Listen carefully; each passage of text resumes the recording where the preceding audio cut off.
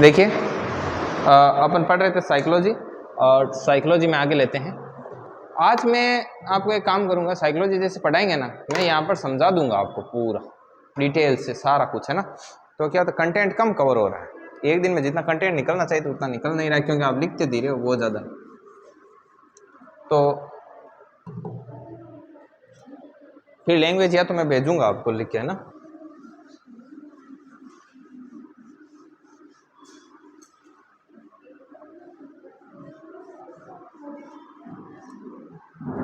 यहाँ पर मैं जितना बताऊँ उसको आपको रफली नोट करना है, ठीक है ना। रफली नोट करना, फेयर में कैसे नोट करना है वो आपको ब्रॉडकास्ट में मिलेगा काम पूरा, ठीक है ना। पिक मिलेगा, डायरेक्ट नोट कर लेना। देखिए पूरा मैं एक्सप्लेन करूँगा। तो इसमें अपना हेडिंग है अधिगम को प्रभावित करने वाले कारक। अधिगम को प्रभावित करने वाले कारक मतलब कौन से फैक्टर ऐसे हैं जो लर्निंग को क्या करते हैं, इफेक्ट करते हैं, करने वाले कारक।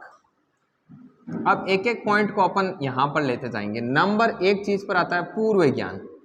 इंसान को जो पहले से ज्ञान होता है वो उसकी लर्निंग को इफेक्ट करता है।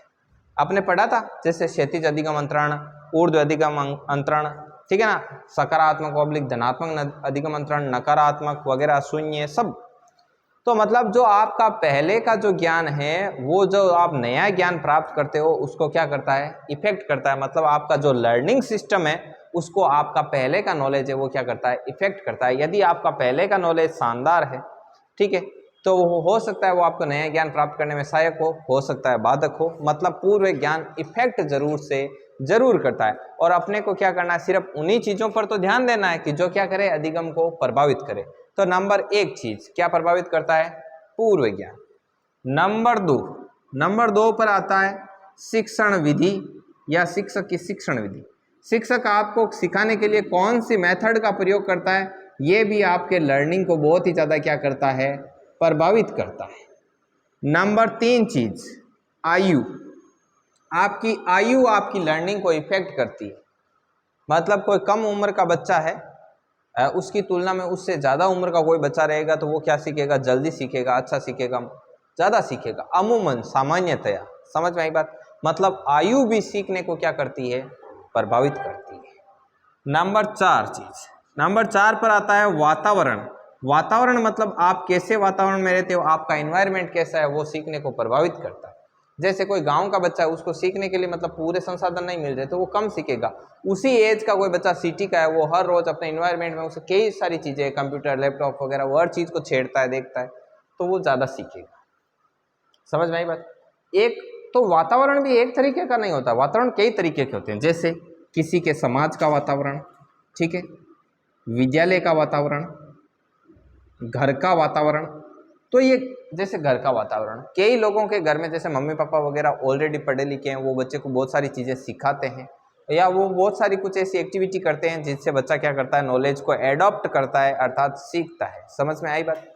पर ये सभी के घर का वातावरण समान नहीं होता है। कईयों के बहुत ही ज़्यादा लर्निंग एटीट्यूड वाला घर रहता है, किसी के बहुत ही ज़्यादा डम रहता है। मान लो किसी के मम्मी पापा दोनों मजदूरी पर जाते हैं, सुबह जाते हैं शाम को आते हैं, बच्चे को टाइम ही नहीं मिलता है, तो वो बच्चा थोड़ा सा क्या रहता था, डम रह जाता है। समझ में आई बात। अगला विद्यालय का वातावरण। सभी स्कूलों का विद्यालय एक जैसा नहीं रहता। एक बच्चा कोई एकदम एक सरकारी स्कूल में पढ़ रहा है, पहले से 5वीं तक के है, वहाँ पर कोई पर्याप्त टीचर नहीं है, पर्याप्त संसाधन नहीं है, तो उसका लर्निंग लेवल थोड़ा कम रहेगा। वैसे मान लो कोई बच्चा मॉडल स्कूल जैसी स्कूलों में पढ़ता है, मॉडल में आपको पता है कितना कुछ सिखाने को मिलता है, ठीक है ना, बहुत ज़्यादा सीखने को मिलता है, मॉडल में बहुत ज़्यादा एक्टिविटी होती है। तो वो विद्यालय का वातावरण भी सबका अलग अलग है। एंड समाज का वातावरण, आपने एक चीज देखा, यदि कोई बच्चा जनरल कास्ट से बिलोंग करता है, अब तो ओबीसी वगैरह भी काफी बढ़िया हो गए, ठीक है, और एक बच्चा एससी एसटी से बिलोंग करता है, तो जो बच्चा एससी एसटी से बिलोंग करता है उसका समाज है वो निम्न, मतलब आप ऐसे जनरली आप कह सकते हो कि वो निम्न कोटि का है। समझ में आई बात। उनके पास पर्याप्त संसाधन नहीं है, उनके लोगों की बातें ही ऐसी है। समझ में आई बात। तो उस बच्चे का लर्निंग एटीट्यूड वैसा ही रहेगा। इसीलिए कहते हैं कि 100 सक्सेसफुल लोगों की भीड़ में यदि कोई एक अनसक्सेसफुल घूम रहा है तो वो बहुत ही जल्द क्या हो जाएगा, सक्सेस हो जाएगा। समझ में आई बात। इसलिए आपको आपके घर परिवार, आसपास यार दोस्त, जितने भी जो लोग हैं, तो बड़ी ही सावधानी से सेलेक्ट करके उनके पास बैठ के बात करनी चाहिए, क्योंकि उनका रवैया आपके लर्निंग एटीट्यूड को क्या करता है, प्रभावित करता है। आपने कभी कभी देखा होगा कि आप अपने जीवन में किसी ऐसे इंसान से मिलते हो कि उससे 10 मिनट बात करने के बाद ऐसे फील होता है कि यार अपन अपनी ज़िंदगी में बहुत कुछ कर सकते हैं। और कभी कभी कोई इंसान ऐसा मिलता है उससे बात करके थोड़ी देर बाद ऐसे फील होता है कि यार अपना होगा क्या, है क्या नहीं। तो ये चीज़ें भी इफेक्ट करती है। नंबर 5 पर आती है मित्र मंडली, कि इंसान के यार दोस्त कैसे हैं, वो भी उसके लर्निंग एटीट्यूड को क्या करते हैं, प्रभावित करते हैं। कई बार आपने कोई सक्सेसफुल लोगों की स्टोरी सुनी होगी कि भाई मैं पहले यहीं रहता था, फिर मेरे एक दोस्त था, उसने कहा तो मेरे साथ चल, वहाँ पे कुछ देखेंगे, और वो वहाँ जाकर कुछ काम सीखता है, सक्सेस हो जाता है, ठीक है ना। और कई लोगों की मित्र मंडली ऐसी होती है कि पहले ठीक रहता है, बाद मित्र मंडली के साथ पूरा ले बैठते हैं उसको। तो मतलब मित्र मंडली भी उनका जो लर्निंग एटीट्यूड है, जो लर्निंग सीखने का जो मामला है, उसको क्या करते हैं, प्रभावित करते हैं। तो अपनी मित्र मंडली का चयन भी बड़ी सोच समझ कर करना चाहिए। सोचना चाहिए कि अपन कैसे लोगों के साथ उठते हैं, बैठते हैं, वगैरह वगैरह। तो एक लाइन में बोलता हूँ, वो आप थोड़ी सी ध्यान रखना अपने जीवन में। साइकोलॉजी तो ऐसे पूरी जीवन में काम लेने जैसी पूरी पूरी, ठीक है ना। आप कैसे हो, आप जिन 4 लोगों के साथ रहते हो उनका एवरेज हो, समझ आई बात। आपके साथ एक रहता है वो 20 है, एक रहता है वो 40 है, एक रहता है वो 80 है, एक है 100। तो अब इन चारों को जोड़ लो और उन चारों का औसत क्या हो, आप हो। आप देख लो, मैंने कई जगह देखा, आपकी इनकम कितनी है, आपके 4 दोस्तों की इनकम का एवरेज ही आप हो। मतलब जो आपके साथ रहते हैं उनमें से हाईएस्ट इनकम किसकी है, लोएस्ट किसकी है, आजू बाजू के सबका एवरेज निकाल लो, उसके आसपास ही आपकी आएगी। ऐसा हो ही नहीं सकता कि आपके 10 फ्रेंड है, 10 की इनकम 1 लाख से बाहर है, और आप रात दिन उनके साथ उठते बैठते और आपकी इनकम 20,000 रह जाए। ऐसा कभी नहीं। ये वहाँ से बड़े रखिया करे कि आप सवाया मिनट कन उठना और बैठना, क्या कौन सवाया को वो ई खातर ही किया कर, आई समझ में, ई खातर किया। नंबर 6 पर परिपक्वता। परिपक्वता मतलब परिपक्व, आपकी शारीरिक परिपक्वता और आपकी मानसिक परिपक्वता है, ये दोनों ही किसको प्रभावित करती है, आपके लर्निंग को प्रभावित करती है। कैसे? मान लो एक बच्चा मेंटली बहुत ज़्यादा मैच्योर है, तो वो किसी चीज़ को जल्दी एडॉप्ट करेगा, और एक मेंटली मान लो अमेच्योर है, तो वो क्या करेगा, वो भावनाओं में बह जाएगा, उसके समय के वो इतना ज़्यादा नियंत्रित नहीं रहेंगे, वो उसके लर्निंग को क्या कर देगा, प्रभावित कर देगा। और शारीरिक परिपक्वता, आप बोलोगे कि सर शारीरिक परिपक्वता कैसे प्रभावित करती है। शारीरिक परिपक्वता एज के साथ बढ़ती जाती है। एक बच्चा शारीरिक रूप से थोड़ा सा अपरिपक्व है, तो उसकी तुलना में जो शारीरिक रूप से परिपक्व है वो ज़्यादा सीखेगा, क्योंकि स्वस्थ शरीर में और मतलब कहते हैं स्वस्थ मस्तिष्क निवास करता है, ठीक है। एक और चीज़ बताऊं, जैसे शारीरिक परिपक्वता, जैसे आप कोई गेम सीख रहे हैं, एक 5 साल का बच्चा है, मान लो फुटबॉल पर प्रैक्टिस कर रहा है वगैरह, ठीक है, और एक 12 साल का कर रहा है, तो वो उस पर क्या पड़ता है, फर्क पड़ता है। आप सोचते हो कि एक 2 साल का बच्चा चलना सीखा ही है और वो मतलब फुटबॉल पर कमांड बना ले, तो एक 10 साल का बच्चा उस 2 साल के बच्चे की बजाय ज़्यादा कमांड बनाएगा, ठीक है ना। तो ये भी इसको क्या करती है, प्रभावित करती है लर्निंग को। नंबर 7, सीखने की इच्छा। एक बच्चे की स्वयं की यदि इच्छा है, तो आप उसको चाहे कितना ही रोको, तो भी वो कहीं ना कहीं से अपनी इस इच्छा की पूर्ति करते हुए सीख जाएगा। जबकि एक बच्चे की इच्छा बिल्कुल ही नहीं है सीखने की, घर वालों ने ज़बरदस्ती उसको टेनिस के लिए या पता नहीं कहाँ कहाँ डाल रखा है, तो फिर उसका सारा कुछ डिपेंड सीखने की इच्छा पे ही करता है, ठीक है ना। तो सीखने की इच्छा भी प्रभावित करती है। इसीलिए बोलते हैं कि कोई भी बच्चा हो या कोई मनुष्य हो, उसको अपना काम, पैसा, सब्जेक्ट, व्यवसाय वगैरह सब कुछ उसकी इच्छा से उसको चुनने के लिए दिया जाए, क्योंकि जिस इंसान की जिस चीज़ को लेकर इच्छा होती है, जिस चीज़ को लेकर आकर्षण होता है, ठीक है, उस चीज़ को इंसान क्या करता है, अधिक समय देता है, और अधिक समय देता है, अधिक कंसंट्रेशन के साथ उस पर लगा हुआ रहता है, तो जो रिजल्ट आता है वो भी उसमें अलग आता है, अच्छा आता है। समझ में आई बात। तो सीखने की इच्छा है वो बहुत ही ज़्यादा अधिगम को क्या करती है, प्रभावित करती है। नंबर 8 पर सिखाने वाले का व्यवहार।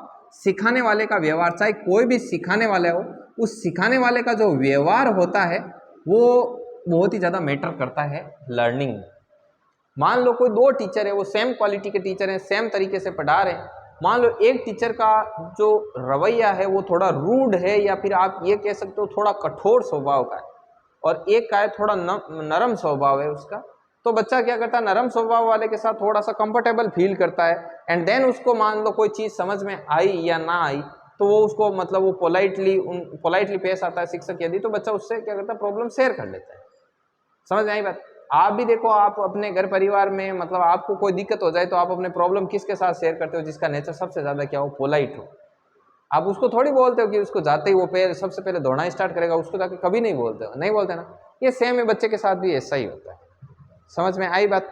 और एक चीज और होती है कि जब आप जितना मतलब विनम्रता के साथ मतलब बच्चे के साथ पेश आते हैं या उसकी प्रॉब्लम को जितना ध्यान से सुनते हैं, तो अगला भी अपनी प्रॉब्लम को उतनी ही डीपली आपके साथ क्या करता है, शेयर करता है। मान लो आप किसी को प्रॉब्लम बता रहे हो, वो ऐसे कर रहा है कि हाँ ठीक है, देखा बताओ, हाँ सामने देखे कौन, तो प्रॉब्लम बताओगे, ठीक है। यदि बताओगे तो भी उतनी खुल के नहीं बताओगे, जबकि जो आपकी प्रॉब्लम में इंटरेस्ट शो कर रहा है तो आप उसको अपनी प्रॉब्लम है वो खुल के क्या करोगे, शेयर करोगे। समझ में आई बात। और इंसान की रुचि भी उस इंसान में रहती है जो उसको ध्यान से सुने। समझ में आई बात। नेक्स्ट क्वेश्चन नंबर 9 क्या सॉरी पॉइंट नंबर 9 नंबर का पॉइंट में क्या आता है, देखो घर परिवार शिक्षक की आयु वातावरण मित्र मंडली परिपक्वता सीखने की कला सीखने की इच्छा सिखाने वाले का व्यवहार, और देखो और भी कई चीज है। सीखने का समय कि आप कब सीखते हो। देखिए मैं बताऊं, आप जब पूरे दिन रहते हो, पूरे दिन में आप बोलते हो, आप कुछ भी बोलते हो तो बोलने में सबसे ज़्यादा एनर्जी जाती है। समझ में आई बात। तो आप पूरे दिन बोलते हो तो बोल बोल के एनर्जी लो है। पूरे दिन आपने इतने लोगों के बारे में सोचा समझा सुना किया, तो फिर आपके क्या है, दिमाग में वो डाटा ऑलरेडी फीड है। तो शाम के टाइम ऐसा माना जाता है सामान्यतः कि सीखने की प्रवृत्ति थोड़ी बहुत मॉर्निंग की बजाय क्या होती है, कम होती है, क्योंकि सुबह उठता है तो दिमाग फ्रेश होता है। इंसान पूरे दिन का किसी चीज़ को लेकर टेंशन में ना, तो वो रात तक उसका टेंशन उसका पीछा करती है।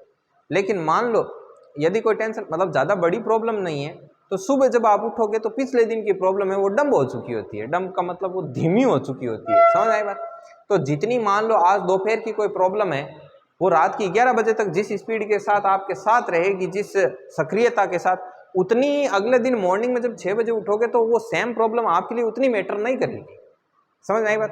तो सुबह को आप, वरना आप नाइट में पढ़ोगे, सीखने का समय नाइट का है, तो पूरे दिन की प्रॉब्लम्स, पूरे दिन में जितने लोगों ने बातें कही, वो भी आपका कुछ दिमाग का हिस्सा लेके बैठी हुई होगी। जबकि सुबह सुबह मॉर्निंग में उठोगे, देन आप फ्रेश माइंड हो, तो आप उस समय किसी चीज़ को सीखोगे। तो बजाय नाइट के आप सुबह, आपका माइंड है वो अधिक कंसंट्रेट रहेगा, अधिक उस चीज़ पर ध्यान देगा। तो सीखने का समय भी सीखने को क्या कर देता है, प्रभावित कर देता है। तो हाँ,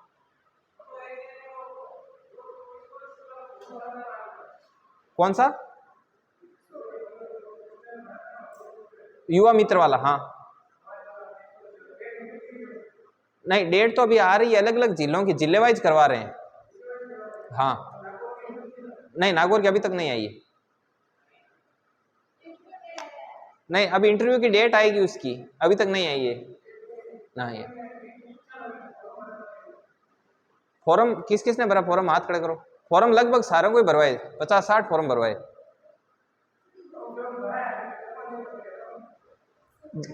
नहीं, ऑनलाइन होता है वो फॉर्म। फॉर्म ऑनलाइन हुआ, उसकी हार्ड कॉपी है, वो इंटरव्यू देने जाएंगे तब ले जानी है साथ में। इंटरव्यू जयपुर होगा, डेट आएगी अभी 31 तारीख है। आज बूंदी का है, 1 को करौली का है, 2 को झालावाड़ का है। अच्छा, जोधपुर वाला नहीं, वो तो किसी ने भरा। आपने भरा क्या? इनके एक ही है।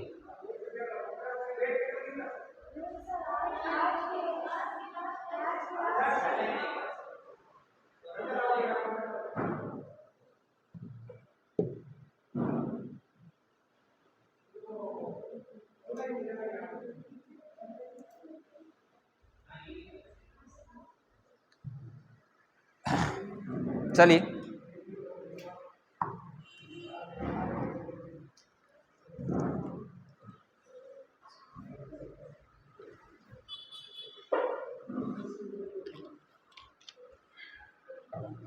चलिए देखो, अब इसके आगे सीखने का समय हो गया। नंबर 10 पर आती है थकान। थकान चाहे शारीरिक थकान हो चाहे मानसिक थकान, ये भी 2 तरह की होती है। एक शारीरिक थकान और एक आपकी होती है मानसिक थकान। तो शारीरिक और मानसिक दोनों प्रकार की जो थकान है वो आपकी लर्निंग को क्या करती है, इफेक्ट करती है। मान लो आप शारीरिक रूप से थके हुए पूरे दिन काम करके आए और बाद में आप पढ़ने के लिए बैठे हो, तो शारीरिक थकान आपके लर्निंग को प्रभावित करेगी। और यदि आप शारीरिक रूप से नहीं थके हो, आप पूरे दिन पढ़ रहे हो, उसके बाद मानसिक थकान आ गई या फिर आप कोई मेंटल कोई कार्य कर रहे हो, तो वो आपके लर्निंग को प्रभावित करेगी। Question point number 11, point number 11 कहता है बुद्धि। बुद्धि भी इंसान की लर्निंग को इफेक्ट करती है। मान लो यदि ये कोई तीव्र बुद्धि वाला बालक है, वो मंद बुद्धि वाले बालक की तुलना में अधिक सीखेगा, सीधी दिखती बात। तो बुद्धि भी क्या करती है, सीखने को क्या करती है, प्रभावित करती है। तो ये कुछ पॉइंट है, इनको आप नोट कर लो, ठीक है। इनको रफली नोट कर लो और बढ़िया तरीके से मैं आपको एक पिक सेंड करूंगा ब्रॉडकास्ट में। तो जो ब्रॉडकास्ट में नहीं है वो मैसेज कर देना, सीधी बात है, उनके पास काम नहीं आएगा। तो मेरे खुद के जो नोट्स हैं रजिस्टर में, उनकी पिक आएगी आपके पास व्हाट्सएप पर, उससे आप नोट्स बना लेना। अभी मैं बोलूँगा तो टाइम नहीं, यहाँ से सिर्फ समझना है और इसको रफली नोट करना है। सब इसको रफली नोट करो। हाँ, अभी बोलूँगा कितना टाइम लगेगा? अभी ये होगा इतने में कंप्लीट। अब ऐसे करोगे ना तो 20-25 दिन से तो एक चैप्टर कंप्लीट होगा। हाँ, लिखने को लिख लो, सही लिखो। कितना टाइम हुआ? 4 बजे। हाँ, रफली नोट कर लो फिर।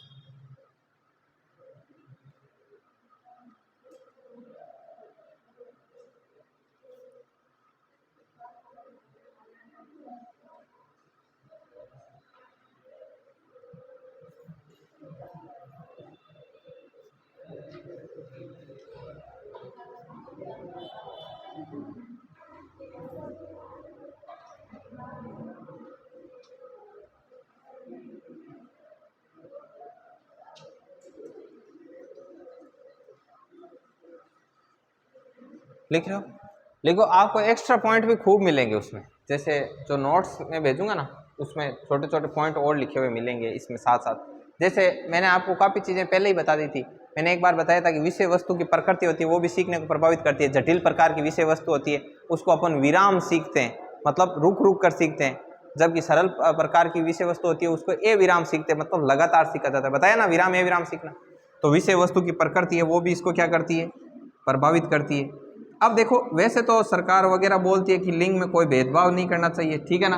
हालांकि लिंग है वो सीखने को प्रभावित करता है। जैसे एक घरेलू कामकाज या कुछ चीज़ें ऐसी होती है जिनमें लड़कियां क्या होती है, जल्दी पारंगत होती है। मान लो कोई छोटी छोटी चीज़ें चिपका के, जैसे गमला घोंसला कुछ बनाना हो, तो वो लड़कियां जल्दी सीखती है अमूमन लड़कों की तुलना में। तो लिंग भी इसको प्रभावित करता है। 14 नंबर पर आता है जैसे आयु है, तो आयु भी इसको बहुत ज़्यादा प्रभावित करती है। एक कम आयु का बालक, तो वो तो इसमें परिपक्वता में आ गया, ठीक है। और जैसे नंबर 15 पर आती है अभिप्रेरणा। अभिप्रेरणा बोलते हैं मोटिवेशन को। किसको बोलते हैं? मोटिवेशन। एक इंसान नॉर्मल वे में काम कर रहा है और एक है वो मोटिवेटेड है, तो जो मोटिवेटेड होगा उसका जो लर्निंग है वो ज़्यादा होगा बिना मोटिवेट वाले की तुलना में। तो मतलब मोटिवेशन। या फिर आप एक ही आदमी को ले लो, एक आदमी पहले नॉर्मली काम कर रहा था अपनी कार्य क्षमता के साथ, और उसके बाद में मोटिवेट किया गया और देन वो काम कर रहा है, तो उसका लर्निंग क्या होगा, ज़्यादा होगा। तो ये कुछ पॉइंट्स हैं।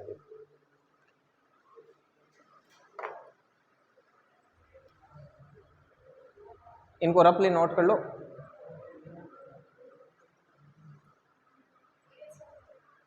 अब देखो इसकी थ्योरी कैसे आएगी मैं बताऊँ ना। जैसे पूर्व ज्ञान है, पूर्व ज्ञान की थ्योरी आएगी कि किसी भी अधिगमकर्ता को उसका पूर्व ज्ञान उसके सीखने, नई परिस्थिति में सीखने को या नए ज्ञान को अर्जित करने में प्रभावित करता है। यह निम्न प्रकार से हो सकता है, जैसे कि क्षैतिज अधिगमंत्रण, ऊर्ध्वाधर, सकारात्मक, धनात्मक, नकारात्मक, वो सारा आ जाएगा, ठीक है।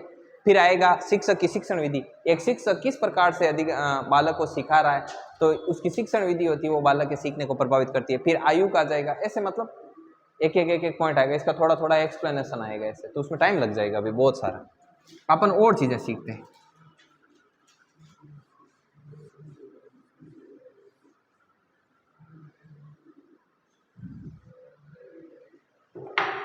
अब देखिए, अब मैं पहले एक चीज़ बताता हूँ। एक होता है उद्दीपक और एक होती है अनुक्रिया और एक होती है अनुक्रिया। इसको आप कैसे ध्यान रखोगे, इसको इंग्लिश में बोलते हैं स्टिमुलस, इसको इंग्लिश में बोला जाता है स्टिमुलस, एंड इसको इंग्लिश में बोला जाता है रेस्पॉन्स। इसको क्या बोला जाता है, रेस्पॉन्स। अब स्टिमुलस एक तरीके से उद्दीपक आपका लक्ष्य है, आपका क्या है, लक्ष्य है, आपका टारगेट है, और आप अपने लक्ष्य को लेकर जो जो चीज़ें कर रहे हैं वो सारी की सारी क्या है, अनुक्रिया है, रेस्पॉन्स है। मतलब आप अपने स्टिमुलस के लिए जो जो रेस्पॉन्स कर रहे हैं ये उद्दीपक और अनुक्रिया। अब एक उदाहरण के तहत इसको समझा जाए, ठीक है, तो कैसे समझोगे, जैसे अभी आप तैयारी कर रहे हो, मान लो जैसे आप एनटीपीसी की तैयारी कर रहे हो, तो एनटीपीसी आपका क्या है, उद्दीपक है। समझ में आई बात। अब इसको लेकर के आप क्या कर रहे हो, आपने लाइब्रेरी ज्वाइन कर रखी है, आप कोचिंग भी कर रहे हो, आपने ऐप भी खरीद रखा है और आप लगातार तैयारी कर रहे हो, तो ये आपका आपके स्टिमुलस को लेकर के आपका रेस्पॉन्स है। मतलब आप अपने उद्दीपक को हासिल करने के लिए जो जो एफर्ट्स लगाते हो वो सारे के सारे क्या कहलाते हैं, अनुक्रिया। अब समझ में आई उद्दीपक क्या होता है, अनुक्रिया। तो अब इस पर जैसे थ्योरी दी हुई है, ठीक है ना, तो इसमें पहला आता है कि अधिगम के प्रकार, अधिगम कैसे कैसे कितने प्रकार का होता है उसको लेकर के एक मनोवैज्ञानिक था, उसने अपना एक सिद्धांत दिया। किसने, अधिगम के प्रकार।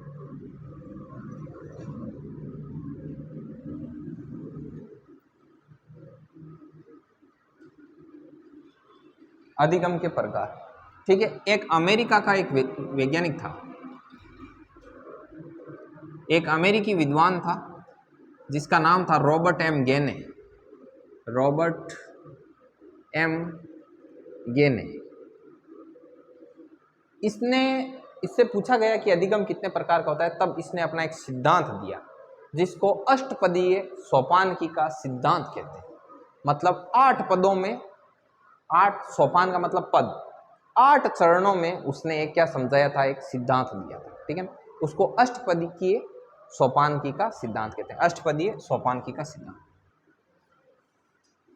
मतलब 8 चरणों में सोपान, अष्टपदीय सोपानकी का या अष्टपदीय सोपान का सिद्धांत,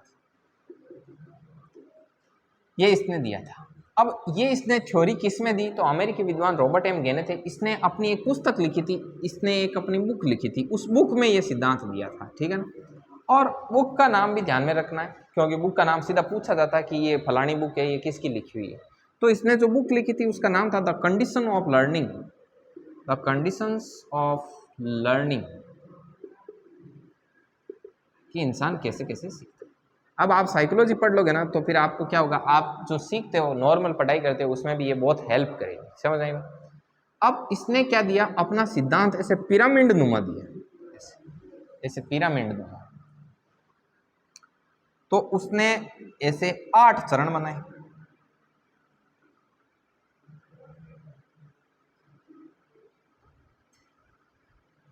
कितने में, 1 2 3 4 5 6 7 8, ये 8 ऐसे चरण बताए।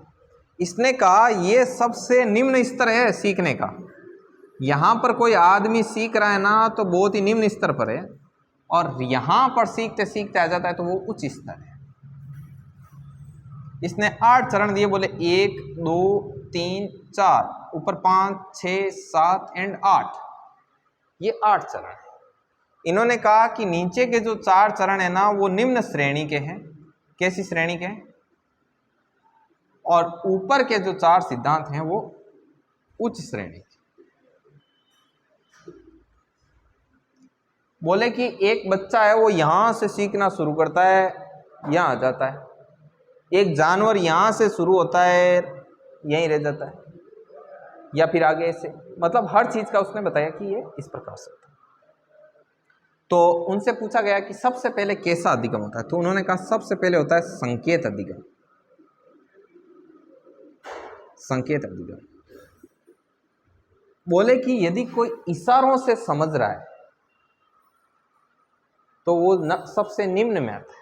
अब थाने यहाँ लगे इशारों समझ देना बहुत उच्च में आना चाहिए, इशारों करिए और आगे समझ आएगा। तो इसमें कैसे आता है, जैसे चौराहे पर आपने लाल बत्ती देखी और रुक गए, तो ये किस में आएगा? संकेत अधिगम। अब आपको लगेगा कि ये सर और कैसे कैसे, जैसे आपने किसी कोई बच्चा था उसको ऐसे बुलाया और वो बच्चा आपके पास आया, तो ये बच्चे ने सबसे पहले यही सीखा है, इनके अलावा की नहीं जाना। हाथ ऊपर करिए मतलब गोदी लेना ही लेना। आपने ऐसे हाथ किया, वो सीधा ही कहता है ये लो भाई ऊपर उठा लो। तो उसने अभी तक यही चीज सीखी है, मतलब इशारों की भाषा सीखी है। तो इसका मतलब ये कैसा है, संकेत है, ठीक है। उसके बाद में उद्दीपक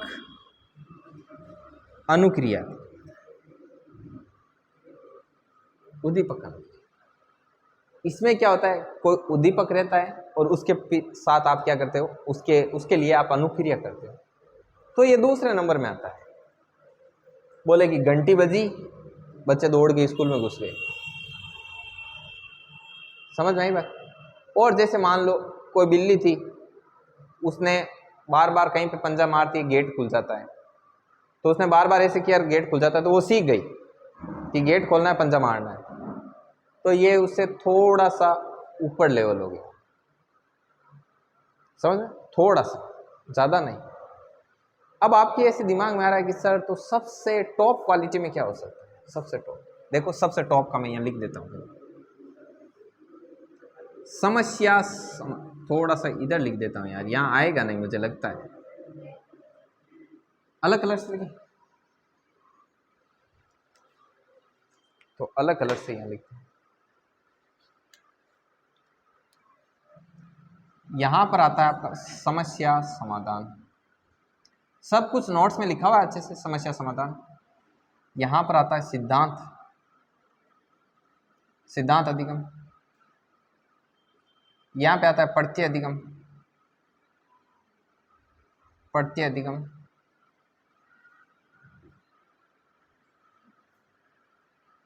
प्रत्यय अधिगम। यहां पे आता है बहु विभेदनात्मक अधिगम।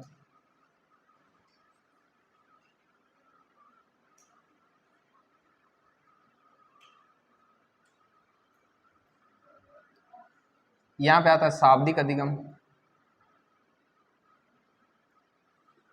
यहां आता है श्रृंखला अधिगम।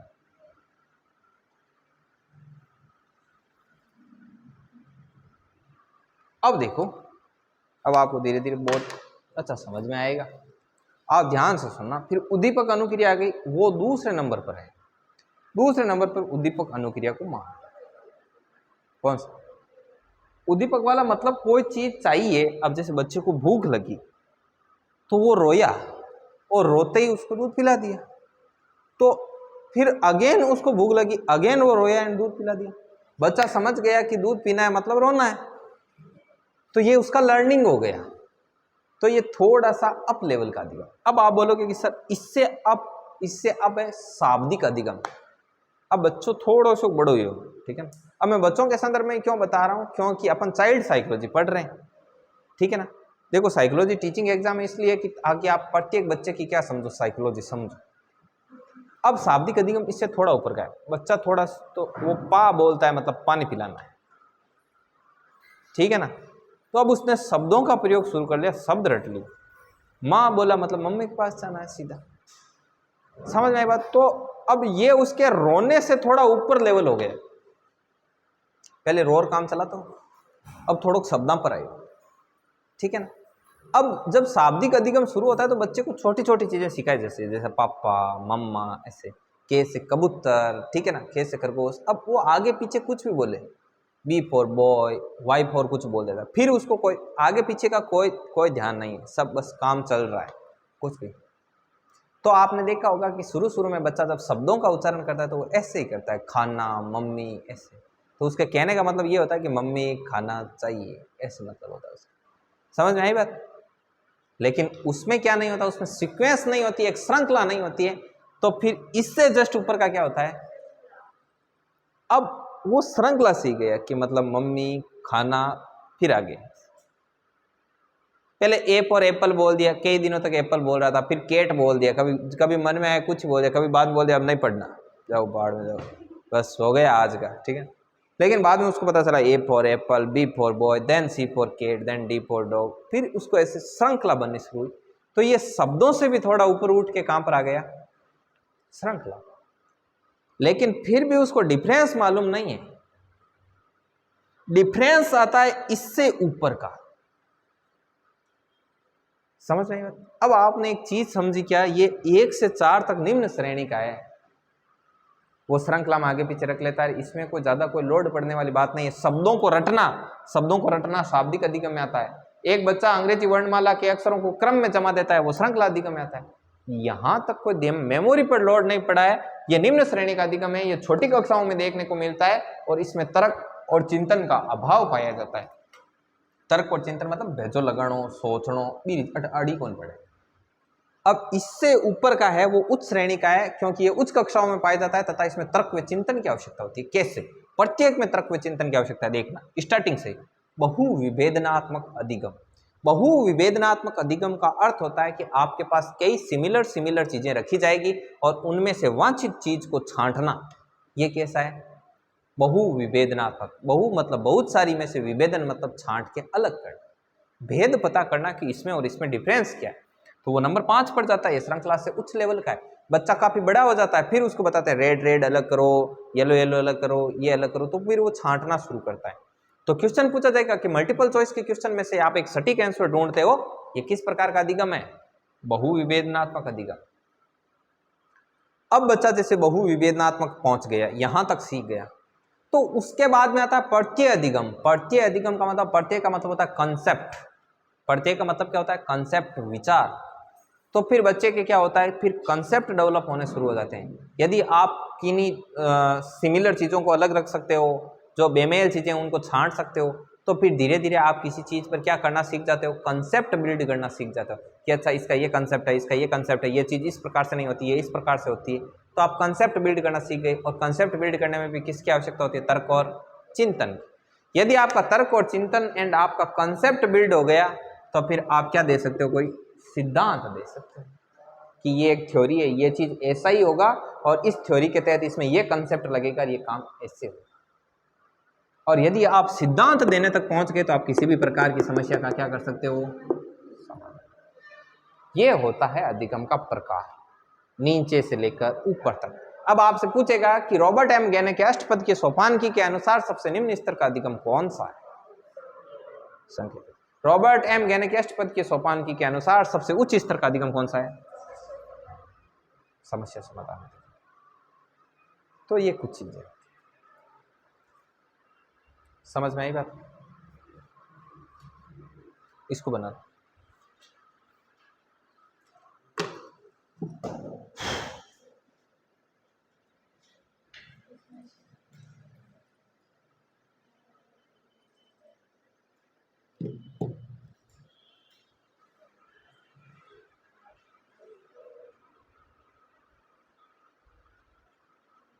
अरे यार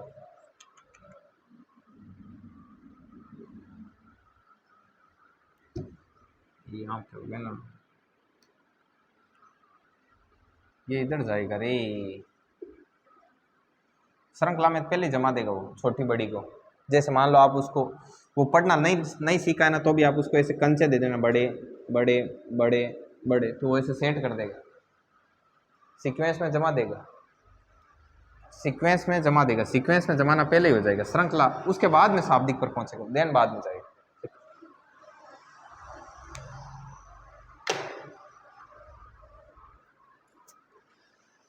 अब ये मैंने जितना एक्सप्लेन किया है, इसके बारे में मैं अभी आपसे क्वेश्चन पूछूंगा, ठीक है ना?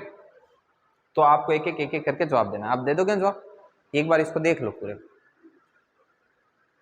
मैं एक बार एक्सप्लेन कर देता हूँ। संकेत सिर्फ इशारे से, उद्दीपक मतलब कोई चीज दिखाई दे और उसके प्रति वो रेस्पॉन्स करे। श्रृंखला मतलब उसको छोटी बड़ी बड़ी बड़ी बड़ी ऐसे जमाना सीख जाए, उसके बाद में वो शब्दों को सीख जाए, शब्दों के बाद में भेद करना सीख जाए, भेद से कंसेप्ट बिल्डअप कर ले, कंसेप्ट से थ्योरी दे दे, थ्योरी से समस्या का समाधान कर दे।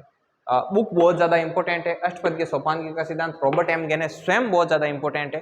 रॉबर्ट एम गेने कौन थे? तो ये एक अमेरिकी मनोवैज्ञानिक थे, ठीक है ना, अमेरिका के थे, ये भी ध्यान रखना है। ये अधिगम का प्रकार है, और अधिगम का पिरामिड नुमा जो प्रकार किसने बताए थे? तो पिरामिड नुमा भी इन्होंने बताए थे। सबसे निम्न स्तर में संकेत है, सबसे उच्च स्तर में आपके समस्या समाधान है, और पिरामिड है वो निम्न से उच्च स्तर की तरफ है आपका, ठीक है ना। तो ये टाइप्स ऑफ लर्निंग के अंतर्गत आपकी रॉबर्ट एम गेने की थ्योरी थी, समझ में आई बात। तो अब मैं इससे जुड़े हुए आपसे कुछ क्वेश्चन पूछूंगा और देन आपको इसके बारे में क्या करना है, बताना है कि कौन सी चीज किस प्रकार से है, ठीक है। तो अभी लिखते हैं।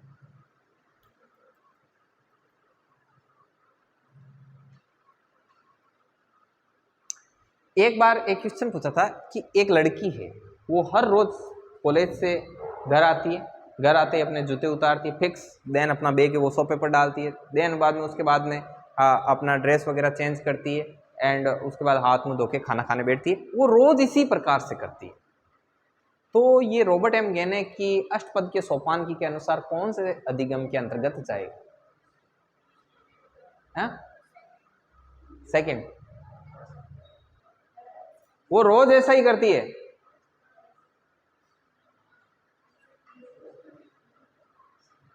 श्रृंखला में जाएगा, क्योंकि वो जब कोई काम एक निश्चित सीक्वेंस के तहत रोज उसी क्रम में हो रहा है तो वो किस में जाएगा? श्रृंखला में जाएगा, ध्यान रखना, क्योंकि सीरीज बन गई काम की, उसी श्रृंखला में वो रोज वैसा वैसा करती काम। चलिए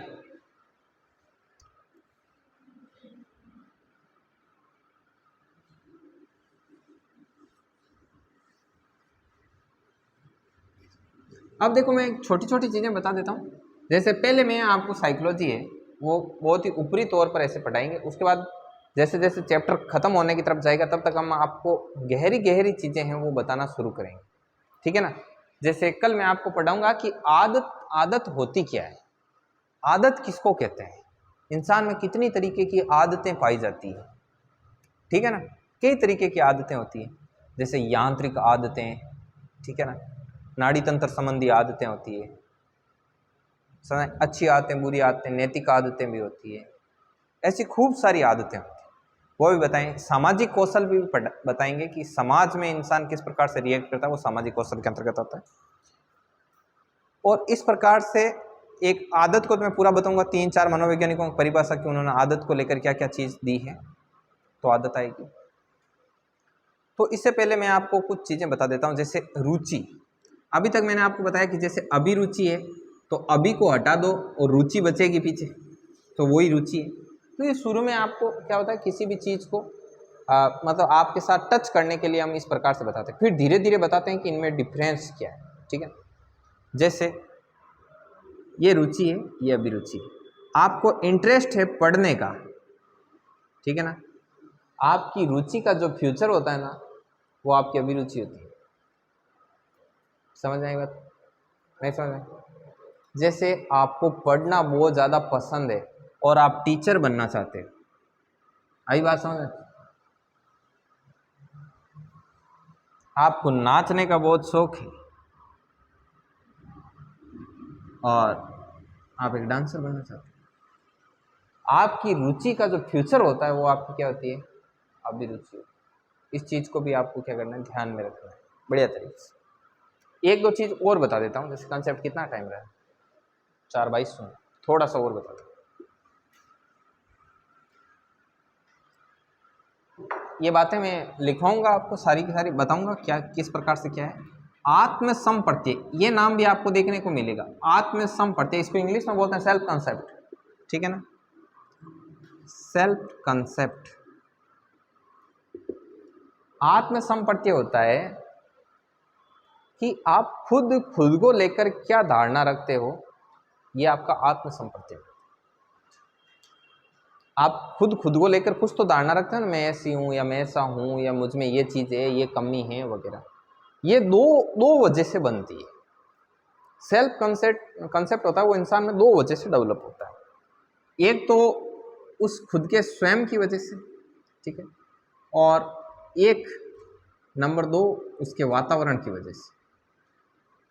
एक तो वो खुद ही बैठे बैठा सोच लेता है, जैसे कांच में देखा कि यार दुबला पतला हूँ, बड़ा माड़ा मामला है, ठीक है, खुद ही लेके धारणा से ले लेगा, खुद से। और एक समाज के आसपास के लोगों से वो सुनेगा, आप इनकी तरफ क्यों देख रहे हो, तो फिर वो क्या करता है, समाज के आसपास के लोग उसको लेकर के कुछ कमेंट करते हैं, तो उससे भी वो खुद के बारे में एडॉप्ट कर लेते हैं। इसमें डिपेंड करता है कि खुद का ईगो कितना बड़ा है या छोटा है। मान लो कोई दिल से इतना कमज़ोर है कि उसको कोई बोले कि यार तेरा कुछ नहीं होना, वो लेके बैठ जाता है कि यार अपना कुछ होना ही नहीं। और कई ऐसा है कि अगला कुछ भी बोले क्या तू तेरा ध्यान रख। समझ आई बात? ये खुद के ईगो पर डिपेंड करता है। तो एक स्वयं की वजह से और एक आसपास का वातावरण। अब वातावरण में सब वातावरण क्या मतलब घर का पैदाइशी क्या वो बोड़ो है, वो तो बोड़ो है वो क्या की घटना अंजाम दे भी सात आड़ा नहीं ठाए। ठीक है, तो ये क्या है, ये समाज की वजह से वातावरण में समाज का वातावरण, घर का वातावरण, विद्यालय का वातावरण, मित्र मंडली का वातावरण, सारा वातावरण आ गया। तो इसकी वजह से आत्मसंपर्क होता है। अब आत्मसंपर्क में भी खुद के सेल्फ कंसेप्ट में भी आदमी दो प्रकार के कंसेप्ट रखता है। जैसे एक आप खुद के बारे में कंसेप्ट रखते हो कि देखो मैं एक्चुअल में हूं ऐसा, और एक आप खुद ही धारणा ऐसी बना लेते हो कि लोग मेरे बारे में ऐसा सोचते हैं। समझ में आई बात? पहली चीज, खुद के बारे में इंसान को लेकर जो धारणा पैदा होती है वो दो वजह से होती है। एक तो खुद की वजह से, एक समाज और वातावरण की वजह से। हो गई दो वजह से। अब खुद के बारे में भी इंसान को दो प्रकार की धारणा रहती है कि देख मैं एक्चुअल में हूं ऐसा, लेकिन लोग मेरे बारे में ऐसा सोचते हैं। भले ही सोचे ना, लेकिन उसने अपने मन में कंसेप्ट बना रखा है कि लोग मेरे बारे में ऐसा सोचते हैं। तो ये चीज होती है। तो ये कुल मिलाकर होता है आत्मसंपत्ति, मतलब सेल्फ कंसेप्ट। ये होती है खुद की इच्छा। ठीक है, तो आज के वीडियो में अपन इतना ही लेंगे, बाकी का करेंगे कल। काफी टाइम हो गया। हाँ, इसको रोक देना।